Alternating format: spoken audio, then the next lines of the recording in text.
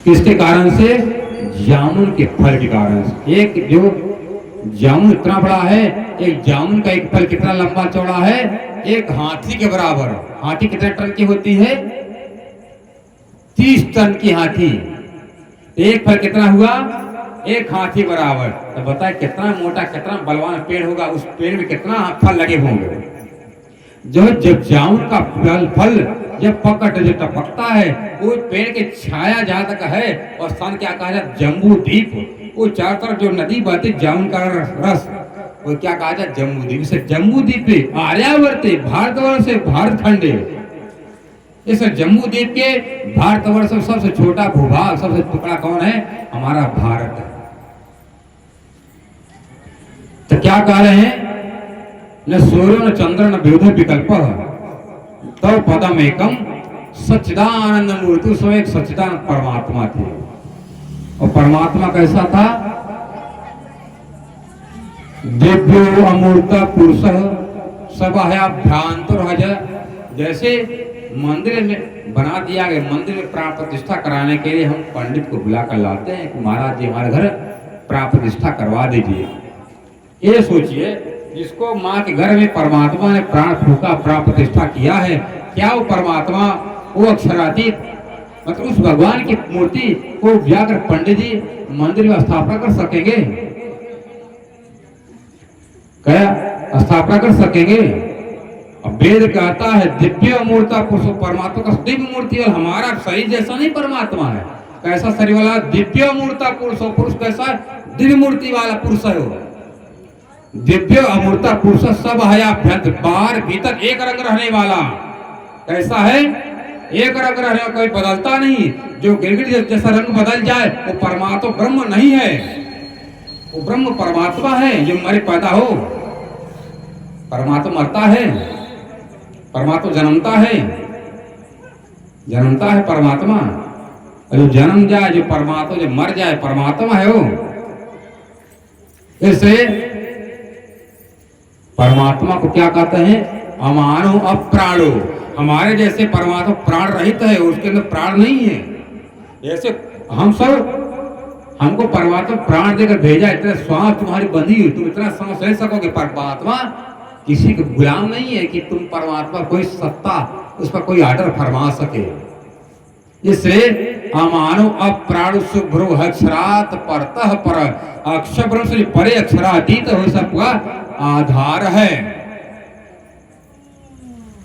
भगवान श्री रामचंद्र गए थे पढ़ने के लिए, गुरुगृह पढ़न गए रघुराई, अल्पकाल विद्या सब पाई। भगवान श्री राम ने प्रश्न किया था अपने गुरु जी से, हे गुरुदेव कृपा कर बताइए परमात्मा कौन है? परमात्मा रहता कहाँ कहाँ पर है? तो राम जी क्या प्रश्न करते हैं? कह ब्रह्म, कह मतलब कौन ब्रह्म परमात्मा है? पुत्र कहाँ पर तिष्ठत सर्वदा। ब्रह्म कौन है? पुत्र कहाँ पर तिष्ठत रहता है सर्वदा, मतलब सदा सर्वदा कहाँ उसका ठिकाना है। और कर्मणा के जीवाना तत्र प्रातः स्वाश्रय। कौन से कर्म के द्वारा, कौन से भक्ति के द्वारा ये जीव, ये आत्मा प्राप्त स्वाश्रय, अपनी आत्मा क्या आश्रय उस परमात्मा सच्चिदानंद को पाने का? हे गुरुदेव कृपा कर बताइए। तो राम तूने क्या पूछा? परमात्मा का सुनो। पहला प्रश्न का उत्तर क्या करते हैं? उत्तम पुरुष, उत्तम पुरुष चापि साक्षात ब्रह्म स्वरूप। उत्तम पुरुष कौन है? नारायण, क्षर से परे, अक्षर से परे, अक्षरातीत परमात्मा कौन है? आधार। इसलिए उत्तम पुरुषापि साक्षात ब्रह्म स्वरूप। हे राम, जो साक्षात जो ब्रह्म, जो अक्षरातीत हुई कौन है? साक्षात ब्रह्म परमात्मा। तो गुरु जी उसका स्वरूप कैसा है, कहाँ रहता है? तो सुनो, उत्तम पुरुषापि साक्षात ब्रह्म स्वरूपम। कैसा स्वरूप वाला परमात्मा? किशोरम परमात्मानम नित्याकारम परमात्मनि। कैसा कारण परमात्मा है? अखंडा का नित्यवत शाश्वत सनातन, जो सदा एक रस रहने वाले नित्याकार परमात्मनि। सगुणा तत्परम निर्गुणा तत्परम क्षरक्षरम अक्षरातीत ब्रह्मायम सर्वाधारम परात्परम। इसलिए हे राम, तुम नारायण के अवतार हो, नारायण से परे अक्षर है, उससे परे अक्षरातीत है। और तुमने क्या प्रश्न किया? कर्मणा के जीवानाम तत्प्रातो तत्र, उसको प्राप्त करने का क्या आश्रय है? तो सुनो क्या कहते हैं, या त्रिमंत्र अक्षरातीत। सुन लीजिए भगवान श्री राम वसुली की वार्ता। किस मंत्र के बारे में भगवान राम को कहा गया? हे राम, तू जाकर संसार इंतजार करते रहना, जब संसार में परमात्मा आएंगे कल के अवतार धारण करके, तो तुमको कार्ता मंत्र प्रदान करेंगे और अक्षरातीत मंत्र देंगे।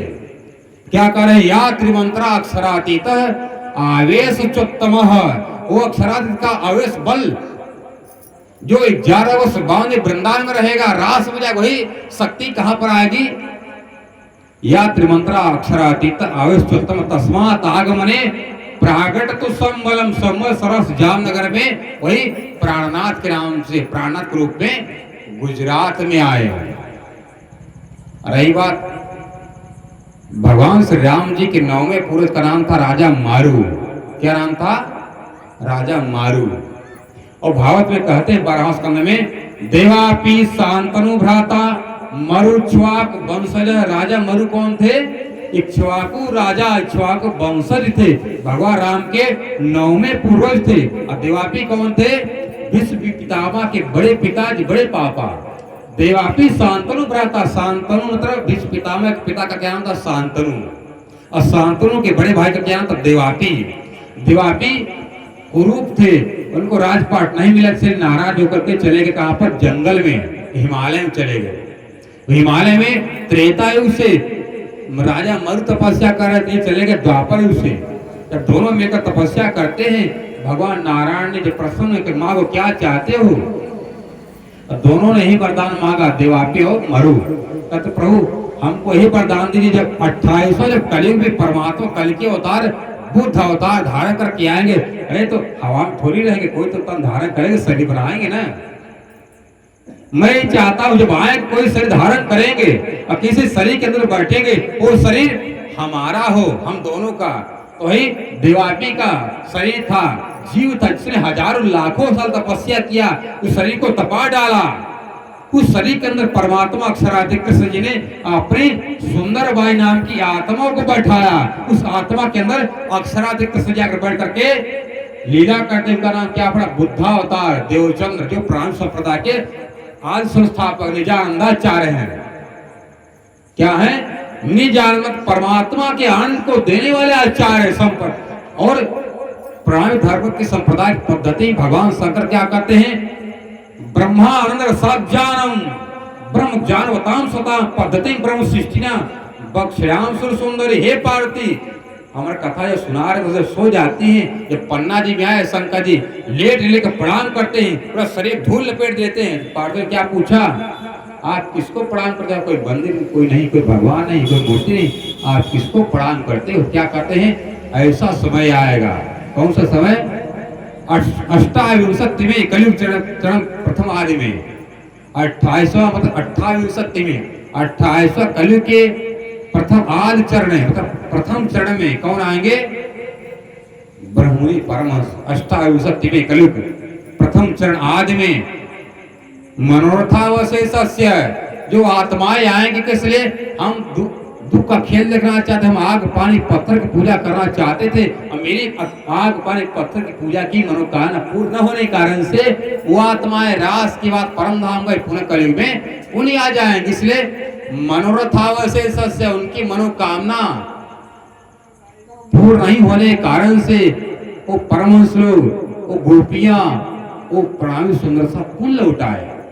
भगवान श्री राम ने पूछा, प्रभु वो धाम में अकेला परमात्मा रहता है कि और कोई रहता है? सुनो, तत्कृष्णाख्याम परम धामम, इसका धाम है अक्षरातीत कृष्ण जी का परम धाम। तत्कृष्णाख्याम परम धामम ब्रह्मणाम सहित, ब्रह्मणाम आत्माएं जो स्वतंत्र आत्माएं हैं, जो परमात्मा के अनन्य सेवक, अनन्य भक्ति करने वाले हैं, वो आएंगे कलयुग में। कौन आएंगे?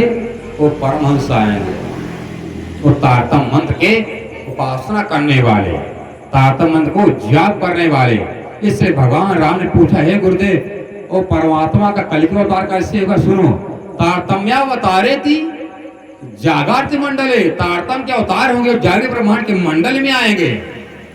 और कब अवतार होगा? कलयुग के प्रथम चरण में। तो भगवान श्री राम ने पूछा, गुरु जी ये कैसे संभव है? ये कैसे संभव है? जो कलयुग के जो अंतिम जो अवतार होने वाला है, कलयुग के प्रथम चरण कैसे होगा? सुनो।